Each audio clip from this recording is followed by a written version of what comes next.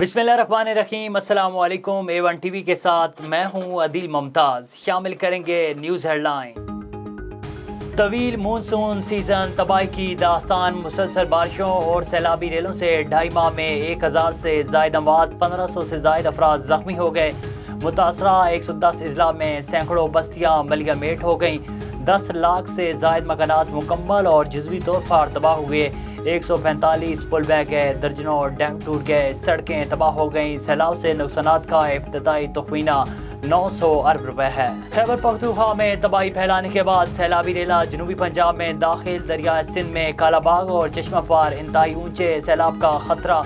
गुद्दू और सक्खर बैराज पर पानी का बहाव 5 लाख क्यूसिक से जायद रिकॉर्ड। आबी रेला सिंध में दाखिल होने पर मजीद तबाही का खदशा। सैलाबी रेले खैबर पख्तूनख्वा में तबाही की दास्तानें छोड़ गए। नौशहरा और चारसदा की कई आबादियां ताहाल पानी में डूबी हुई हैं।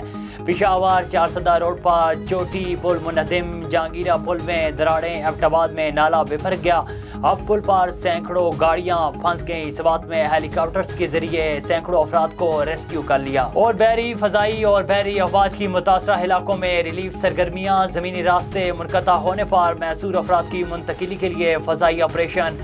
मुतासरीन की मदद के लिए पाक फौज के 212 कलेक्शन पॉइंट्स कायम। हेडलाइंस आपने जानी। ठट्टा से आपको हम खबर दें कि पाकिस्तान रेंजर्स सिंध जिला ठट्टा की जानिब से जंबीर के मुख्तलिफ इलाकों में बारिश से मुतासरा 500 अफराद में राशन बैग, पीने का साफ पानी, प्लास्टिक की चादरें और दीगर ज़रूरी अशिया तकसीम की गईं।